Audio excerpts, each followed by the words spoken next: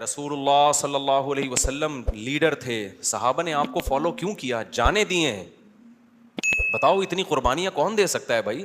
اپنا وطن چھوڑ دیا, اپنے کاروبار چھوڑ دیے, اپنے بزنس قربان کر دیے, پھر نبی کی خاطر جا رہے ہیں میدان جنگ میں, جانے دے رہے ہیں. حضرت ابو سعید خدری رضی اللہ تعالی عنہ کے بھائی بھی شہید ہو گئے غزوہ احد میں, والد بھی شہید ہو گئے. یار کسی کا باپ شہید ہو جائے اور بھائی جوان شہید ہو جائیں, گھر میں ایک بچہ بچائے 10 سال کا اور ماں, کتنی بڑی قربانی ہے, کتنی بڑی قربانی ہے.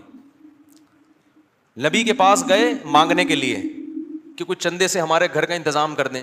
نبی نے چندہ بھی نہیں کیا, پیسے بھی نہیں دیے. کیا فرمایا؟ من یستعفف یعفہ اللہ, جو عفت پاک دامنی کے ساتھ وقت گزارتا ہے. کیا مطلب؟ مخلوق کے سامنے ہاتھ نہیں پھیلاتا. مخلوق کون؟ پیغمبر محمد صلی اللہ علیہ وسلم. یعنی میرے سامنے بھی ہاتھ نہ پھیلاؤ. کس کے سامنے پھیلاؤ؟ اللہ کے سامنے. جو مخلوق کے سامنے ہاتھ نہیں پھیلاتا, اللہ اس کے ہاتھ کو مخلوق کے سامنے پھیلانے سے ہمیشہ کے لیے بچا لیتے ہیں. کیسی تربیت ہو رہی ہے او بھائی. گھر میں فاقے پڑھ رہے ہیں اور پڑھ بھی کس کے حکم پہ رہے ہیں؟ غزوہ احد میں باپ بھی شہید اور بھائی بھی شہید. ایسے موقع پہ ہم اپنے لیڈر کے پاس جائیں, پہلی بات تو ہم تانے کوسنے دینا شروع کر دیں گے. یار اس بندے نے تو میرا باپ بھی مروا دیا اور میرا بھائی بھی مروا دیا. یہ ہوتا ہے حالت. مکہ سے ہجرت کر کے آئے تھے, وطن چھوڑا, تجارت چھوڑی, بزنس چھوڑا, لٹے پٹے آئے ہیں یہاں پہ, اور یہاں یہ ملا ہے ہمیں, یہ صلہ ملا ہے. مرتد ہو جاتے, میں کہہ رہا ہوں مرتد, چھوڑ دیتے اسلام کو. بھائی یہ کچھ اور ایک کہانی لگ رہی ہے ہمیں, یہ کچھ اور مسئلہ ہے. ماں نے بھیجا اپنے بیٹے کو 10 سال کے ابو سعید خدری کو, جاؤ بھائی نبی سے بولو گھر میں سب شہید ہو گئے, اب کچھ بھی نہیں ہے. اور نبی کے پاس دینے کے لیے ہے بھی, کیونکہ باقیوں کو دے رہے ہیں, آپ باقیوں کو دے رہے ہیں, ان کو نہیں دے رہے. کیوں؟ تربیت. ان کو اگر دے دیا تو ان کا ہاتھ کیا ہو جائے گا؟ بولو, ایسے ہو جائے گا ہاتھ. میں نے دیکھا ہے جس نے ایک دفعہ ہاتھ مخلوق کے سامنے ایسے کر دیا نا, موت تک بھکاری بن کے مانگتا رہتا ہے, موت تک مانگتا رہتا ہے. ایک چیز کی اللہ سے دعا مانگا کرو, اے اللہ یہ ہاتھ ہمیشہ اوپر رہے, کبھی بھی اس کو لینے والا نہ بنا. انسان بھوک سے مر جائے. بعض دفعہ یہ ہوتا ہے بیوی بچے تنگ کرتے ہیں غریب آدمی کو, گھر میں کھانے کو نہیں ہے, مانگ کے لاؤ. آپ بیوی بچوں کو بھی بتا دو, کبھی بھی نا بیوی بچوں کو اپنے اوپر مسلط نہ ہونے دو. یہ ذہن میں رکھو, جس نے محبت کرو, حقوق ادا کرو, مسلط نہ کرو. جس نے بیوی بچوں کو اپنے اوپر مسلط کر دیا نا, تو اس کا بیڑا ہو گیا غرق. وہ چوری بھی کرے گا, وہ ڈپریشن میں بھی جائے گا. ان کو بتا دو کہ میرے بس میں یہی ہے, میں اس سے زیادہ نہیں, میں کوشش کر رہا ہوں, اب یہی ہے, اس میں گزارا کرتی ہو ٹھیک ہے, نہیں کرتی تو ہمارے نبی کی سنت کیا ہے؟ ہمارے نبی صلی اللہ علیہ وسلم نے غربت کو اختیار کیا. آپ کے گھر میں 40 دن چولہا نہیں جلتا, اور بیویاں کتنی ہیں؟ بول دو نا منہ سے, 9 بیویاں. گھر میں کھانے کو روٹی نہیں ہے اور بیویاں کتنی ہیں؟ یہ جو کہتے ہیں نا مالدار آدمی 4 شادیاں کرے, یہ مالداروں کا کام ہے ہی نہیں ہے, یہ غریبوں کا کام ہے. اب کریں گے کیسے؟ تو اپنے سے غریب لڑکیاں تلاش کریں, وہ پھر الگ موضوع ہے. آپ کی جتنی آمدن ہے اس سے کم والی سے کر لو تو وہ آ جائے گی آپ کے ساتھ. مالدار اپنے حساب سے کرے, غریب اپنے حساب سے کرے. تو نبی کی 9 بیویاں ہیں. جب ان ازواج نے آپ سے مانگا کہ بھئی ہمارے گھر میں 40 دن چولہا نہیں جلتا, پیسے نہیں ہیں, راشن نہیں ہے, تو آپ صلی اللہ علیہ وسلم نے کیا فرمایا؟ قرآن کی آیتیں نازل ہوئیں, یا ایھا النبی قل لازواجک, آپ اپنی بیویوں سے کہہ دیجئے اگر تمہیں دنیا کی دولت چاہیے تو میں تعالینا امتعکن, میں تمہیں پیسے دے دیتا ہوں, واسرحکن سراحا جمیلا, اور عزت کے ساتھ تم سب کو رخصت کر دیتا ہوں. بھئی کسی پیسے والے سے شادی کر لو. کیوں؟ اللہ نے ہمارے نبی کے لیے غربت کو سلیکٹ کیا تھا. حالانکہ آپ مالدار بننا چاہتے بن سکتے تھے, لیکن نبی آخری نبی ہے نا, تو اس میں کیا حکمتیں ہیں وہ میں بھی نہیں چھیڑوں گا. ہمارے نبی کی جو غربت تھی وہ اختیاری تھی. اختیاری کا مطلب آپ نے خود اپنے آپ کو مسکین رکھا ہوا تھا. یہ نہیں کہ آپ کے پاس پیسہ نہیں تھا, پیسہ آتا تھا سارا صدقہ کر دیتے تھے. صبح آیا شام تک نہیں بچا, شام کو آیا صبح تک نہیں بچا. لیکن مجھے اور آپ کو اس طرح کرنے کی شریعت میں اجازت نہیں ہے آج سے پتہ چلے آپ نے سارے بینک خالی کیے, سارا سونا وونا, گھر کے پلاٹ کی فائلیں والے بیچ باچ کے تمبو لگا کے روڈ پہ آ کے بیٹھ گئے اور بیگم سے کہہ رہے ہو رہنا اسی طرح رہو تمبو میں ورنہ نکلو گی. آپ کو اجازت نہیں ہے. کیوں نہیں ہے؟ یہ ٹاپک نہیں ہے میرا, کیونکہ میں نے اگر اس ٹاپک پہ چلا گیا تو یہ جو ٹاپک آج لے کے چل رہا ہے وہ چینج ہو جائے گا. بس ابھی فی الحال یقین کر لیں کہ مولوی صاحب اگر کہہ رہے ہیں تو علم کی بنیاد پہ کہہ رہے ہوں گے. تو یہ نبی کے لیے اللہ نے اس طرز زندگی کو سلیکٹ کیا ہے, میرے اور آپ کے لیے یہ نہیں ہے. ہمارے اور آپ کے لیے کہ تمیز سے اچھے بچوں کی طرح کماؤ, کچھ جمع بھی کرو, خرچ بھی کرو, گھر والوں پہ ہاتھ بھی کھلا رکھو, اچھے بچوں کی طرح اس طرح سے زندگی گزارو, فنٹر بننے کی کوشش فرض واجب نماز روزہ یہ پورے کرو بس. لیکن نبی کا معیار اونچا تھا. تو نبی صلی اللہ علیہ وسلم نے فرمایا تعالینا امتعکن واسرحکن سراحا جمیلا, میں تمہیں رخصت کر دیتا ہوں, کسی مالداروں سے شادی کر لو. اس زمانے میں طلاق یافتہ بیوہ کی شادی ہونا کوئی مسئلہ نہیں تھا, ایک سے ایک رشتہ مل جاتا تھا. یہ تو ہمارے زمانے میں نحوست ہے کہ نہیں ہوتی شادیاں. اور اگر تم اسی طرح رہنا چاہتی ہو تو اسی طرح غربت میں میرے ساتھ گزارا کرنا پڑے گا. تو تمام کی تمام امہات نے, نبی نے ان کو طلاق کا باقاعدہ اختیار دیا. یہیں سے علماء نے مسئلہ نکالا ہے کہ طلاق مرد خود بھی دے سکتا ہے, بیوی کو طلاق کا اختیار بھی دے سکتا ہے. اگر مرد اپنی بیوی سے کہہ دے کہ میں نے تجھے طلاق کا اختیار دیا تو یہ اختیار عورت کے پاس بھی آ جاتا ہے, پھر وہ اپنے اوپر طلاق واقع کر سکتی ہے. اس سے بھی پتہ چلتا ہے کہ عدالتی خلا جو آج کل چل رہا ہے اس میں اسلام میں اس کی کوئی حیثیت نہیں ہے, کیونکہ مرد جب بیوی کو رائٹ دے گا تو ہوگا, کورٹ کے دینے سے نہیں ہوتا. جج صرف اپنی بیوی کو طلاق دے سکتا ہے, دوسروں کی بیویوں کو جج طلاق نہیں دے سکتا. یہ بار بار بیان کرتا رہا ہوں میں, کیونکہ دنیا کا نظام چینج ہو رہا ہے, ہر جگہ ایسا ہی ہو رہا ہے, یہ جو آج کل سسٹم چینج ہو گیا نا. تو اب کیا ہے, اللہ یہ کہ چند صورتوں میں جج بھی دے سکتا ہے, وہ الگ ٹاپک ہے. تو نبی صلی اللہ علیہ وسلم نے طلاق کا باقاعدہ اختیار دے دیا. یہ نہیں کہا کہ تم چاہتی ہو تو میں تمہیں طلاق دے دیتا ہوں, نہ, باقاعدہ رائٹ دے دیا کہ اپنے اوپر واقع کر لو. حضرت عائشہ رضی اللہ تعالی عنہا کا جب نمبر آیا, اچھا عورت اگر اسی مجلس میں وہ اختیار واپس کر دے تو ختم ہو گیا اختیار. مرد نے جس مجلس میں اختیار دیا نا اس مجلس کے ساتھ رہتا ہے, ہمیشہ کے لیے دے دیا تو ہمیشہ کے لیے, مجلس کے ساتھ دے دیا تو جب تک اس مجلس میں ہے طلاق واقع کر سکتی ہے, جب مجلس ختم ہو گئی تو طلاق کا آپشن بھی ختم. تو نبی نے حضرت عائشہ کو سے بھی فرمایا کہ تمہیں بھی میں اختیار دیتا ہوں, لیکن آپ نے فرمایا جلد بازی نہ کرنا. کیا مطلب؟ جلدی میں یہ نہیں کہہ دینا کہ بھائی مجھے نبی قبول ہیں, ایسا نہ ہو. کم عمر تھی نا حضرت عائشہ, ایسا نہ ہو جلد بازی میں فیصلہ کرو پھر دوبارہ کل فاقے پڑیں, پھر بولو بھائی کہ یہ میں نے فیصلہ کیا تھا, غلط کر دیا تھا. اس لیے آپ نے فرمایا اپنے گھر میں پہلے مشورہ کر لو. حضرت عائشہ سے فرمایا اپنے گھر میں جا کے مشورہ کر لو, مشورے کے بعد سوچ سمجھ کے ایک رائے قائم کرو کہ اسی فقر و فاقہ میں 40 دن چولہا نہیں جلے گا, اسی میں گزارا کرنا ہے یا مجھ سے طلاق لے کے کہیں اور شادی کرنی ہے. جلدی میں فیصلہ نہ کرو. حضرت عائشہ کو اتنا غصہ آیا نا نبی کے اس بات پر, فرمایا افیکا اشاور, آپ کے بارے میں مشورہ کروں گی میں, یعنی پیغمبر کے بارے میں اپنے ابا اماں سے جا کے مشورہ کروں گی کہ رہنا کہ نہیں رہنا, مطلب کوئی مشورہ نہیں کرنا, رہنا ہے. یہ جو غیر مسلم طنز کرتے ہیں نا کہ پیغمبر نے شادی کی اتنی کم عمر میں, اتنی بڑی عمر میں ایک 9 عمر لڑکی سے, تو اس 9 عمر لڑکی کو طلاق کا اختیار دیا جا رہا ہے اور وہ کہہ رہی ہے کہ آپ کے بارے میں نے کسی سے مشورہ نہیں کرنا. یہ سوال ہی غلط ہے. افیکا اشاور, یہ کیسے ہو سکتا ہے؟ آپ جیسا شوہر مجھے کہاں ملے گا؟ کوئی مشورہ نہیں, آپ کے ساتھ ہی رہنا ہے. تو یہ غیر مسلم جو اعتراض کرتے ہیں نا نبی پر, یہ مدعی سست اور گواہ چست, جس کے حق کی بات کر رہے ہیں حضرت عائشہ کی کہ معاذ اللہ ان کے ساتھ ظلم ہو گیا کہ کم عمر میں اتنی بڑی عمر سے شادی کرا دی ان کی. اس کم عمر کو تو یہ احساس نہیں ہو رہا, ان کو تو یہ ہو رہا ہے کہ اس سے اچھا رشتہ میرے لیے اس کائنات میں کوئی نہیں ہے. ہندو اور عیسائی کو اعتراض ہو رہا ہے کہ بچی پہ کیا ہو گیا؟ ظلم ہو گیا. اس کو کہتے ہیں مدعی سست اور گواہ بولو چست. جیسے کہ آپ لوگ بالکل بھی چست لگ نہیں رہے ہو مجھے اس وقت تراویح کی وجہ سے.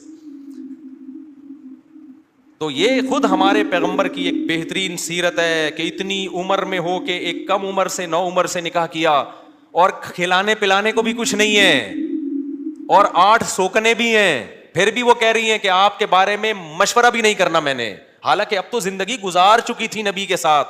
اگر وہ شروع میں فیصلہ معاذ اللہ غلط ہو گیا تھا شادی کا تو اب تو ٹائم گزر چکا تھا نا, اب تو آپ کے پاس آپشن تھا بھائی میں نہیں رہتی.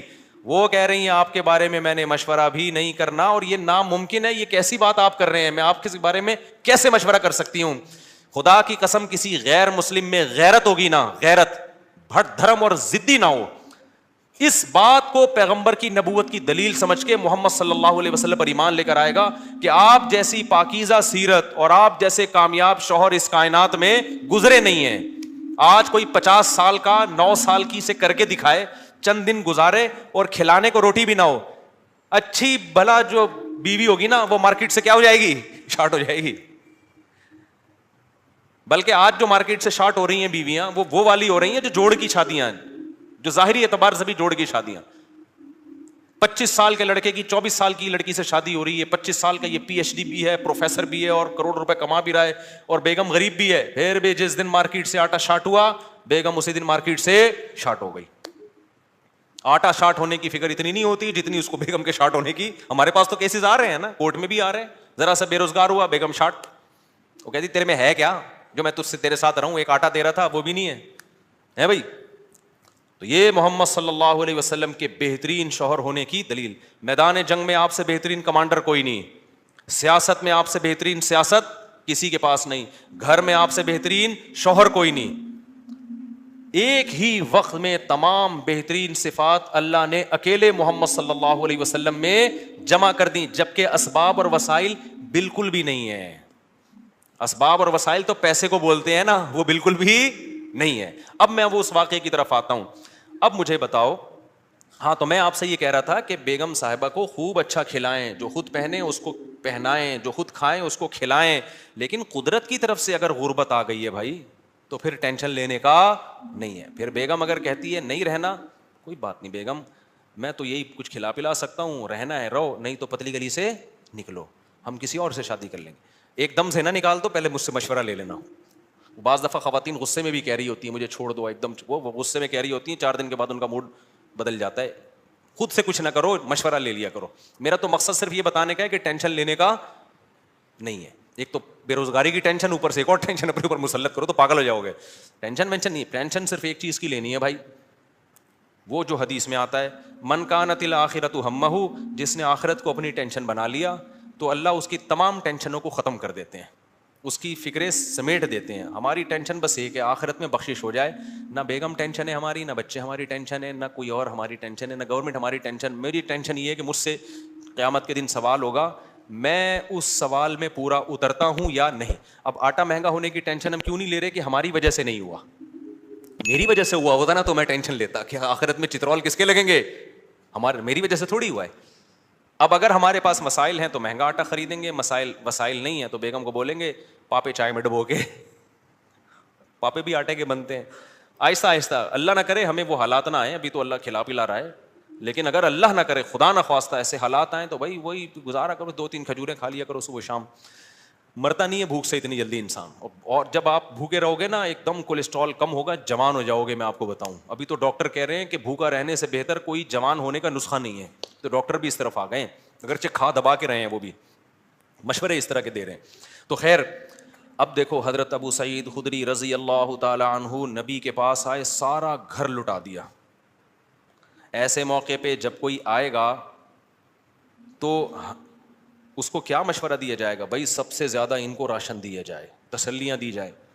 لیکن نبی کے سامنے آئے, ہاتھ پھیلایا, یا رسول اللہ میری ماں نے بھیجا ہے, باپ بھی شہید اور بھائی بھی شہید, اور احد میں آپ کی خاطر شہید ہوئے ہیں, آپ نے کہا تھا لڑائی کے لیے جاؤ. نبی نے فرمایا من یستعفف یعفہ اللہ, یاد رکھو جب تک آخرت میں ایمان نہیں ہے نا, غیرت کے علاوہ سب کچھ آئے گا آپ کے اندر. میں نے بڑے بڑے لالچی لوگ دیکھے, داڑیاں ٹوپیوں والے, ایسے نور ان کے چہروں پہ برس رہے ہوتے ہیں نا, آدمی کہتا ہے پتہ نہیں کہاں سے نور کی کریمیں لگائی ہیں اس نے. ایسے مکار لچڑ ہوتے ہیں نا کہ آپ کی سوچ ہے مذہب کا منجن بیچتے ہیں. میں نام لے کے بتا سکتا ہوں کون کون یہ کام کر رہا ہے, لیکن فتنہ کھڑا ہو جائے گا. نام لے کے بتا سکتا ہوں کون داڑھی ٹوپی کا منجن بیچ رہا ہے, ایسا نیک لگے گا جیسے اس سے وہ بات ایسی کرے گا وہ اللہ رسول کے علاوہ کوئی بات ہی نہیں.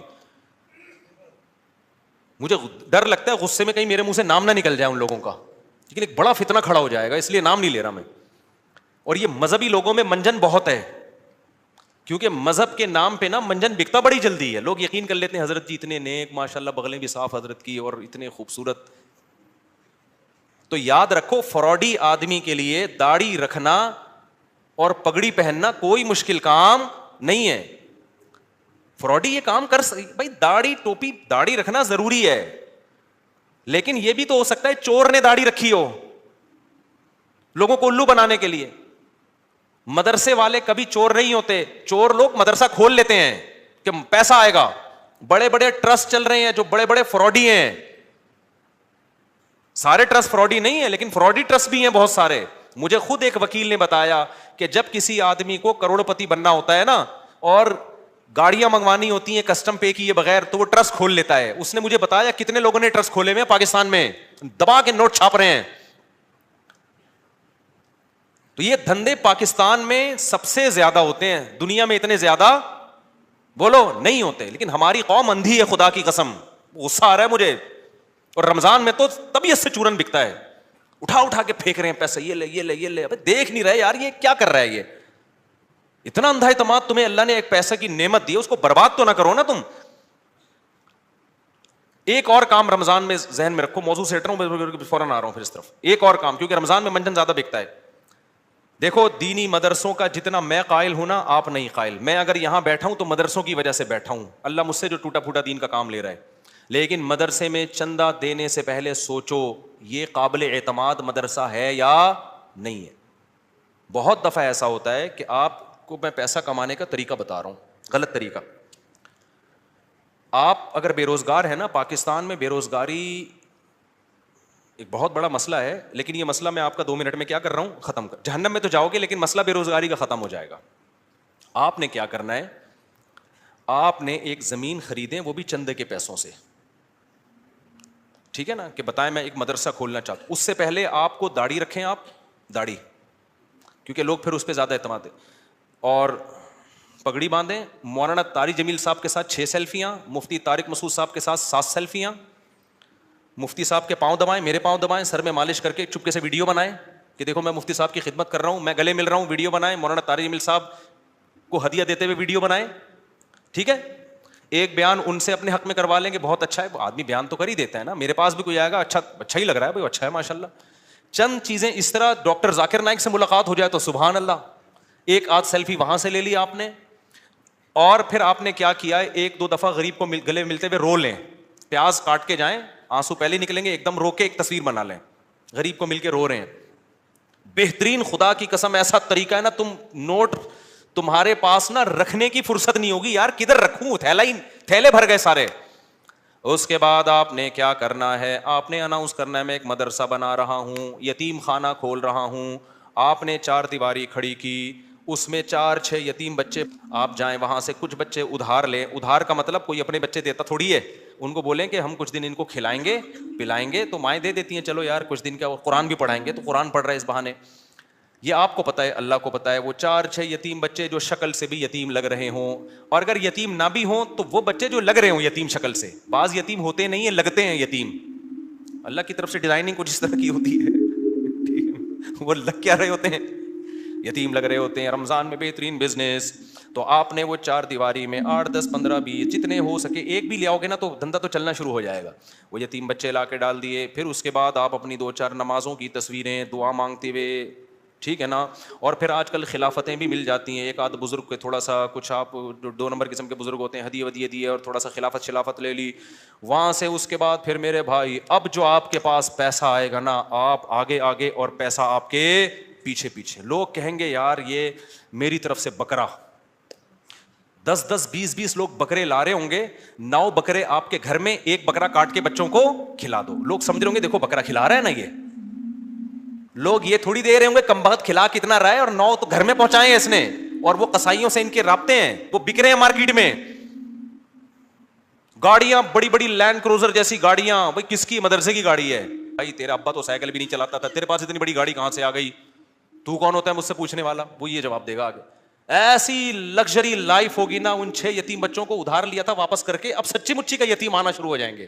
جب پتا چلے گا نا یہ لوگ کھانے میں بکرے کھلاتے ہیں, تو پھر تو جو یتیم نہیں بھی ہیں, ابا کہے گا یار اس کو یتیم ہی فرض کر کے میرے بچے کو بھی یہاں داخل کر لے, بلکہ میرے ابا بھی مر گئے تھے, میں بھی یتیم ہی ہوں. ایسا نوٹ چھاپنے کی مشین بنو گے, بنے ہوئے ہیں لوگ, بنے ہوئے ہیں. بڑے بڑے مدرسوں کے نام پہ فراڈ ہو رہا ہے. میں نہیں کہہ رہا مدرسے فراڈی ہوتے ہیں, فراڈی لوگ بھی مدرسہ بناتے ہیں. اب آپ نے یہ نہیں کرنا کہ مدرسوں کو دینا بند کر دیں, اس سے تو اچھے مدرسے بھی بند ہو جائیں گے. آپ نے تحقیق کرنی ہے کون واقعی دیندار لوگ ہیں, امانت دار لوگ ہیں, کام کر رہے ہیں, اور کون ایسے ہیں جو داڑھی اور پگڑی کے نام پہ منجن بیچ رہے ہیں. یہ آپ نے کرنا ہے, نہیں تو قیامت کے دن الٹے لٹکے پہ ہوگے. بہترین بزنس ہے یہاں پہ یہ. اچھا خیر, ہم آگے چلتے ہیں میرے بھائی. تو اب کیا تھا کہ حضرت ابو سعید خدری رضی اللہ تعالیٰ عنہ کو نبی نے کیا فرمایا. میں یہ عرض کر رہا تھا کہ آخرت ہوگی نا تو غیرت ہوتی ہے. یہ بہت بڑی اللہ کی نعمت ہے کہ آپ کا ہاتھ اللہ کے سوا کسی کے سامنے نہ اٹھے. اللہ سے مانگا کرو, یہ اسباب بھی اختیار کرو پیسہ کمانے کے, کیونکہ جو اسباب اختیار نہیں کرتا اللہ اس کی مدد نہیں کرتا. اگر گھر میں پڑے ہوئے ہو, محنت نہیں کر رہے اور کہہ رہے ہو کہ بس اللہ ہی دے گا, تو پھر اللہ آپ کو بھکاری بنائے گا. یہ یاد رکھنا. آپ نے کیا کرنا ہے, اپنی پوری کوشش کرنی ہے پیسہ کمانے کی, دماغ لگانا ہے. کیوں؟ رزق حلال عین عبادت ہے.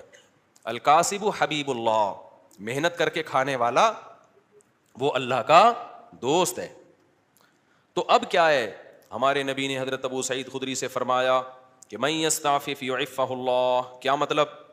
جو اپنے آپ کو رسوا ہونے سے بچانا چاہتا ہے, عفت کا مطلب رسوا ہونے سے بچانا, دامن داغدار نہ ہو, ذلیل ہونے سے بچانا چاہتا ہے. اس سے پتہ چلا مانگنا کیا ہے, بول لو نا, ذلت ہے.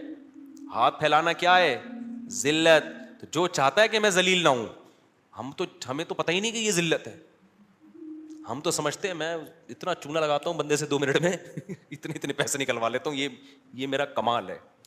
ایک چور کو پکڑا نا, کورٹ میں لے کر گئے, عدالت نے کہا یار تم نے اتنی خوبصورتی سے چوری کی, کسی کو پتہ ہی نہیں چلا. چور کہتا ہے شکریہ سر, آپ نے میری اتنی تعریف کی, اتنا زبردست چور ہوں میں.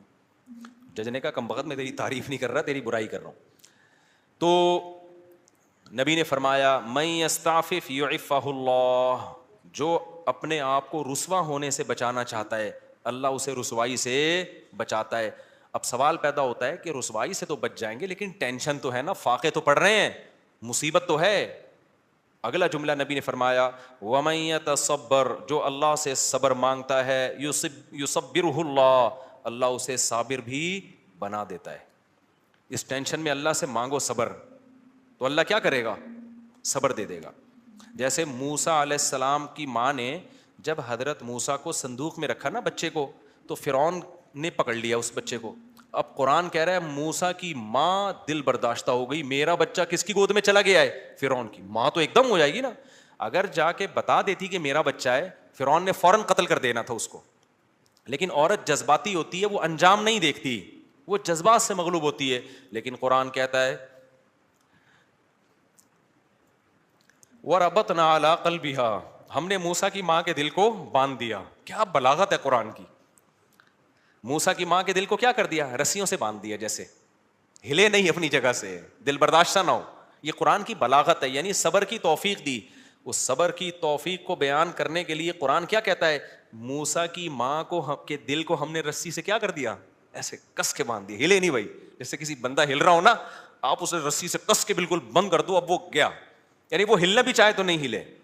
تو اس سے پتہ چلتا ہے کہ بعض دفعہ انسان بے صبرا ہو رہا ہوتا ہے, لیکن اللہ کی طرف سے اس کو ایسی توفیق ملتی ہے کہ اللہ اس کے دل کو رسیوں سے باندھ دیتے ہیں. ہلنا نہیں, چپ کر کے تمیز سے بیٹھا رہے, مجھ پر اعتماد اور توکل کر. اسی لیے قرآن میں نبی کو اللہ نے فرمایا وما صبرک الا باللہ, اے نبی آپ صبر کریں, لیکن آپ کا صبر اللہ کی توفیق کے بغیر نہیں ہوگا. یہ صبر بھی آپ نے اللہ سے مانگنا ہے. تو نبی نے فرمایا جو صبر کرنا چاہتا ہے اللہ اس کو صبر کی توفیق دیتا ہے. آج ڈپریشن اس لیے بڑھ رہی ہے کہ صبر کرنا چاہتے ہی نہیں ہے. جو ٹینشن آئی, جو مصیبت آئی, بس نکال دو فوراً جا کے. جو پہلے آ گیا نا وہ پٹتا ہے. آپ جب غصے میں بیٹھے ہو تو جو شروع میں آ گیا نا وہ اس کا کیا ہو گیا, بیڑا غرق ہو گیا. اس کے بعد حدیث دیکھو, حضرت ابو سعید خدری واپس چلے گئے. کیوں؟ نہ ماں نے کوئی اعتراض کیا, نہ 10 سال کے بچے نے کوئی اعتراض کیا. کیوں؟ لیڈر کو دیکھ رہے تھے کہ لیڈر ہم سے زیادہ قربانی دے رہے, اور آپ کی صداقت پہ یقین تھا. حدیث میں آتا ہے کہ حضرت ابو سعید خدری نے زندگی بھر کسی سے نہیں مانگا, یہاں تک کہ اپنا کوڑا بھی گرتا تھا نا اونٹ سے تو نیچے اتر کے اٹھاتے تھے, وہ کوڑا بھی نہیں مانگتے تھے کسی سے. حالانکہ یہ تو ٹھیک ہے کوئی کوڑا دے دو مجھے, میرا کوڑا, لیکن نہ نہیں تو مطلب نہیں, اب سب کچھ خود کرنا ہے, اب نہیں مانگنا کسی سے کوڑا. وجہ کیا ہے؟ لیڈر کی طرف سے موٹیویشن مل رہی ہے, کیونکہ پتا ہے لیڈر یہ بات بتانے کے پیسے, بولو نا, نہیں لے رہا, اور دیکھ رہے ہیں کہ ہمارے گھر میں فاقہ ہے تو لیڈر کے گھر میں اس سے زیادہ فاقہ ہے, اس سے زیادہ فاقہ ہے. تو اس لیے آپ اگر گھر میں سربراہ ہیں نا, بچوں کو انسان کا بچہ بنانا چاہتے ہیں تو پہلے خود انسان کا بچہ بننا پڑے گا. یہ میں اصل میں ایکچولی میں یہ کہنا چاہ رہا تھا, جس کے لیے پورا میں نے واقعہ سنا ہے. اصل آپ کون سا میدان جنگ میں جا رہے ہو, جہاد میں جا رہے ہو, ماں باپ اور بھائیوں کو کٹوا رہے ہو آپ. تو ایکچولی جو میں بات عرض کرنا چاہ رہا تھا کہ اگر آپ چاہتے ہو کہ آپ کی بیوی انسان کی بچی بن کے رہے تو آپ کو پہلے انسان کا بچہ بننا پڑے گا. آپ چاہتے ہو کہ میرے گھر میں اخلاق کا ماحول ہو, تمیز سے بات کیا کریں, تو پہلے آپ کو تمیز سے بات کرنی پڑے گی. آپ بیگم سے کہہ رہے ہو تمیز سے بات کرو, اس کا مطلب آپ خود ہی تمیز سے بات نہیں کر رہے. وہ تو آپ کا ایٹیٹیوڈ دیکھ رہی ہے نا. باپ گھر میں آ رہا ہے چنگیز خان بن کے چیخ رہا ہے, یہ کیا ہو رہا ہے, پھر وہ کہہ رہے سب آرام سے بات کریں, تو کہیں گے نا ابا آپ تو آرام سے کر نہیں رہے. ایک صاحب کو غصے پہ بہت غصہ آتا تھا. ایک صاحب ہمارے جاننے والے تھے, جب کوئی غصہ کرتا ان کو بہت غصہ آتا, غصہ کیوں کر رہا ہے, اسی بات پہ ان کو غصہ آتا تھا. ہم کہتے تھے اس کو جتنا غصہ آ رہا ہے نا کسی بات پہ, اور آپ کو اس غصے پہ اس سے زیادہ غصہ آ رہا ہے, تو اس کو غصہ کیسے ٹھیک ہوگا؟ اب آپ کسی کو یہ سمجھا رہے ہو کہ غصہ مت کرو, تو یہ بات آپ کو آرام سے کہنے پڑے گی, غصے سے نہیں. کیونکہ اگر آپ نے غصے سے کہہ دی, اس کا مطلب وہ جو کام وہ کر رہا ہے آپ بھی وہی کر رہے ہو. تو مارکیٹ میں جو چل رہا ہے نا وہ بتا رہا ہوں میں آپ کو. تو اس لیے میرے بھائی, جب بھی کوئی بات ہم نے اپنے بڑوں کو دیکھا ہے کہ ہمیں اگر سخاوت کی ترغیب دی نا انہوں نے کہ خرچ کیا کرو, تو میں نے اپنے بڑوں کو دیکھا انہوں نے ہم سے 20 گنا زیادہ خرچ کیا. 20 گنا تو وہ ہے جو ہمیں نظر آ رہا ہے, جو نظر نہیں آ رہا وہ پتہ نہیں کتنا ہوگا. ہم نے دیکھا کہ انہوں نے ہمیں کہا کہ عبادت کیا کرو, تو ہم نے دیکھا کہ وہ ہم سے کئی گنا زیادہ عبادت کر رہے ہیں. انہوں نے دیکھا اللہ پہ اعتماد اور توکل کیا کرو, انہیں ہمیں کہا, تو ہم نے دیکھا کہ وہ ہم سے زیادہ اللہ پہ اعتماد اور توکل کر رہے ہیں. انہوں نے بولا کہ ہم نے مدرسے میں کوئی انتظام کرنا ہے, چندہ جمع کرو, تو خود اپنی جیب سے سب سے زیادہ چندہ دیا. نہیں آ رہی بات, چھوڑو رہنے دو, ایسے ہی ٹھیک ہے. تو گھر میں بچوں کو عمل دکھایا کرو. آپ اگر اپنے بیٹوں کو سمجھاتے ہو کہ بہنوں کے ساتھ اچھا سلوک کرو, یہ اس زمانے کی بات ہے جب گھر میں بچے بچیاں ہوا کرتے تھے, اب تو ایک آدھ ہوتا ہے, تو وہ سارا سیٹ اپ ہی برباد ہو. پہلے یہ ہوتا تھا 7-8 بہن بھائی ہیں, تو ماں باپ بھائیوں کو حکم دیتے تھے بیٹوں کو کہ بھی بیٹیوں کا بھی خیال کرنا. اب تو ٹیاں ہے ہی نہیں, ٹی رہ گئی ہے, بیٹیاں نہیں ہوتی. ایک آدھ بیٹی ہوتی وہ خود ہی اپنا خیال رکھ لے گی, اس کے لیے آپ کو نہ وصیتیں کرنے کی ضرورت نہ تکلف کی. یہ ان لوگوں کی بات کر رہا ہوں جن کے ہاں بچے ہوتے ہیں, خاندان ہوتے ہیں, چاچے مامے خاندان گھر آباد ہوتے ہیں, تو ان کے لیے خصوصی پیکیج ابھی میں پیش کر رہا ہوں کہ جب وہ اپنے بیٹوں کو سمجھائیں کہ اپنی بیٹیوں کا خیال کرنا, تو کیا مطلب بھائیوں کو سمجھا رہے ہیں بہنوں کا, تو پھر آپ نے ان کے سامنے اپنی بہنوں کا خیال کر کے دکھانا ہے. اپنی بہنوں کو دعوت دو, ان کو ہدیے دو, ان کو پیسے دو. بچوں کو پتا چلے ہمارا ابا اپنی بہنوں کا اتنا خیال کرتا تھا, تو ہمیں بھی ابا کے جانے کے بعد اپنی بہنوں کا خیال کرنا ہے. ان کو پتا ہے ابا کے پاس نصیحتوں کے علاوہ کچھ بھی نہیں ہے, ٹھیک ہے. پوری تقریر ابا کی 1 گھنٹے کی ہوتی ہے, لیکن ابا کی جب بہنیں آتی ہیں تو ابا 5 روپے بھی خرچ کرنے کے لیے تیار نہیں ہے. بچوں کو آپ نے کہا کہ دیکھو بیٹا, تمہارے بھائیوں میں کوئی غریب ہو جائے, بھائیوں میں پہلے ہوتے تھے, اب بھائی نہیں, ایک آدھ بچہ ہی بس, سارا برباد ہوگا. مجھے تو اتنا غصہ آتا ہے نا, پکڑ کے چترول لگانا شروع کر دوں کہ تم لوگوں نے فیملی پلاننگ والوں کی باتوں میں آ کے کیسا بیڑا غرق کباڑا کر دیا اپنے گھروں کا یار, سارا فیملی سسٹم تباہ کر دیا. اس کے لیے شادی کرنے کی ضرورت ہی نہیں تھی تم لوگوں کا یار. شادی تو ہوتی بچے پیدا کرنے کے لیے, ایسے ہی تھوڑے دن رہ گئے تھے زندگی گزار لیتے. ٹینشن, بیگم کی ٹینشن کی بھی کیا ضرورت ہے, اور اگر ٹینشن لے لیے تو ایک آدھ بچے سے زیادہ تو پھر اس کی ٹینشن ہوتی ہے. بچوں کی وجہ سے تو بیوی کو پال رہا ہوتا ہے آدمی. خیر اب یہ باتیں پھر خواتین ناراض ہوتی ہیں, ویسے بھی پالتا ہے, ایسا نہیں ہے صرف بچوں کی وجہ سے, تو بلکہ پالتا کہاں ہے, خود پلتی ہیں. تو میرے بھائی میں یہ عرض کر رہا تھا کہ آپ نے بیٹوں کو سمجھانا ہے کہ اگر تمہارے بھائیوں میں سے کوئی غریب ہو جائے تو جس بھائی کو اللہ پیسہ دے گا اس نے اپنے غریب بھائیوں کا خیال کرنا ہے. یہ تقریر جب سمجھ میں آئے گی جب بچے دیکھیں گے ہمارے ابا ہمارے چاچا اور تایا کا خیال رکھتے ہیں. نہیں آ رہی سمجھ. آپ کے بھائیوں میں کوئی غریب ہو جائے نا, ایسا نہ کرو کہ وہ آ کے آپ سے بھیک مانگے, یار اللہ کے نام پہ کچھ دے دے, تو گاڑیوں میں گھوم رہا ہے, کچھ ہمیں بھی دے دے. آپ نے پہلے سے ہی ان کو دینا شروع کر دینا ہے. ان کا حصہ ہے. وفی اموالہم حق للسائل والمحروم وآت ذی القربى حقہ. اللہ کہتے ہیں رشتہ داروں کو ان کا حق دو. تو رشتہ داروں میں تو بھائی بہن سب سے پہلے ہیں بھائی. اللہ کہہ رہی ہے ان کا رائٹ ہے, ان کا حق ہے. آپ کے پاس پیسہ ہے, وہ غریب ہیں, تو میں نہیں کہہ رہا ان کو وہی اسٹینڈرڈ دے دو جو آپ کا ہے. اتنا تو کرو نا کہ کچھ تو تھوڑا سا خیال کرو ان کا.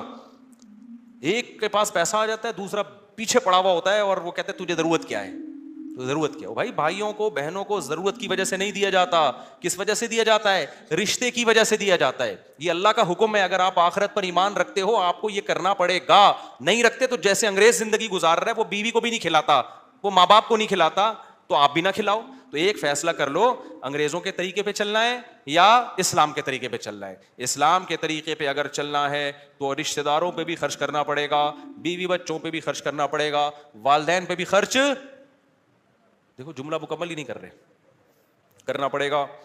تو حضرت ابو سعید خدری کو نبی نے کیا فرمایا؟ جو اللہ سے صبر مانگتا ہے اللہ صبر دیتا ہے.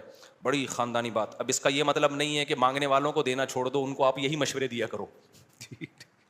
آئندہ کوئی آئے بھکاری, تو آپ کو حدیث میں آتا ہے حضرت ابو سعید خدری آئے تھے تو نبی نے ان کو مشورہ دیا تھا, تو میرا بھی مشورہ یہ اللہ سے مانگ جا کے. نبی نے ہر ایک کو یہ مشورہ نہیں دیا, لیول دیکھا لوگوں کا. بہت سے صحابہ آئے, نبی نے ان کو دے دیا کہ ان کا توکل کا وہ لیول نہیں تھا. ابو سعید خدری تو لیڈر تھے نا, بعد میں لیڈر بنے ہیں, جنگوں میں کمانڈر بنے ہیں, علم کے مفتی بھی بنے حضرت ابو سعید خدری. ان صحابہ میں ہر ایک مفتی نہیں تھا, چند مخصوص لوگ تھے جو فتویٰ دیا کرتے تھے. تو مذہبی لیڈر تھے نا حضرت ابو سعید خدری, اس لیے ان کو تیار کیا نبی نے کہ ان کا لیول توکل کا اونچا ہوگا. تو اب یہ جو بیچارہ عام بھکاری آ رہا ہے, اس کو وہ والے توکل پہ نہ چڑھاؤ بھائی, ٹھیک ہے نا, جس پہ خود بھی نہیں ہو. ہاں بھکاریوں کو دینا چاہیے نہیں دینا چاہیے, اس میں بہت سوچ سمجھ کے. بھکاریوں میں پروفیشنل لوگ بہت زیادہ ہیں. پورے نا سعودی عرب میں بھکاری لوگ کنٹینر بھر کے لا رہے ہوتے ہیں. ایک ہمارے میں پہلے جہاں رہا کرتا تھا نا, وہاں ایک جاننے والا بندہ تھا, اس کے بارے میں پتا چلا کہ سعودی عرب میں وہ حج کرنے گیا اور بھیک جمع کر کے پورا کنٹینر بک کرایا, اس کا پورا مال اترا کنٹینر یہاں پہ, وہ سارا بھیک کا کنٹینر تھا. تو حج بھی پتہ نہیں بھیک لے کے گیا ہوگا. تو ایسے بھی لوگ ہیں. تو میں یہ نہیں کہہ رہا کہ بھکاریوں کو نہ دیں, لیکن سوچ لیا کریں کہ مستحق ہے بھی یا نہیں ہے. تو ہم آگے چلتے ہیں. دوسری بات یہاں اللہ نے ہمیں یہ بتائی کہ ذالک بانہم لا یصیبہم ظمأ ولا نصب ولا مخمصۃ فی سبیل اللہ. آگے ہے الا کتب لہم بہ عمل صالح. اللہ نے فرمایا کہ غزوہ تبوک میں جو لوگ نکلے تو جب بھوک لگی, کوئی پریشانی آئی, کوئی مشکل آئی, راستے میں جتنا خرچ کیا یہ سارا اللہ نے نیکیوں کے پلڑے میں ڈال دیا ہے. اس آیت سے علماء نے استدلال کیا ہے کہ جب آپ اللہ کے لیے کسی کام کے لیے نکلتے ہو, مقصد کس کو خوش کرنا ہے؟ اللہ کو, تو راستے میں جو کچھ ٹینشن آئے گی, جو کچھ اپنی ذات پہ بھی خرچ کرو گے, تو وہ سارا کا سارا نیکیوں میں شمار ہوگا. ہم اگر عمرے کے لیے جاتے ہیں تو کس کے لیے؟ اللہ کو. تو اس لیے حج کے لیے جاتے ہیں تو کس کو خوش کرنے کے لیے؟ اللہ کو. تو اب آپ جب حج کے لیے نکلو گے نا, کوئی ٹینشن آئے تو ٹینشن نہیں لینی, یہ سمجھنا ہے کہ اس ٹینشن پہ کیا مل رہا ہے؟ اجر. کیونکہ ہم کس کے لیے یہ کام کر رہے ہیں؟ اللہ کے لیے. راستے میں اگر آپ اپنے اوپر خرچ کرتے ہو, اس خرچ پہ بھی صدقے کا ثواب ملے گا آپ کو, کیونکہ یہ خرچ بھی کس کی وجہ سے کیا جا رہا ہے؟ تاکہ راستے کی ٹینشن نہ ہو نا. تو یہ سب اللہ کے ہاں. تو اس لیے جب کوئی علم کے راستے میں نکلے, تبلیغی جماعت میں نکلے, مسجد میں آنے کے لیے نکلے, حدیث میں آتا ہے جو مسجد جاتا ہے اللہ کی نظر میں ایسے جیسے احرام باندھ کے حج کرنے جا رہا ہے. وہ ایک لحاظ سے مشابہت تو ہے نا. تو اس لیے جب بھی کوئی کام اللہ کے لیے کرنا شروع کرو تو ان کی ٹینشنوں پہ ٹینشن نہ لیا کرو. سمجھ لو کہ اب یہ ہم اپنے لیے نہیں کر رہے, اب کس کے لیے ہو رہا ہے؟ یہ اللہ کے لیے ہو رہا ہے. تو اب اس میں ہر چیز پہ ہمیں کئی گنا زیادہ اجر ملے.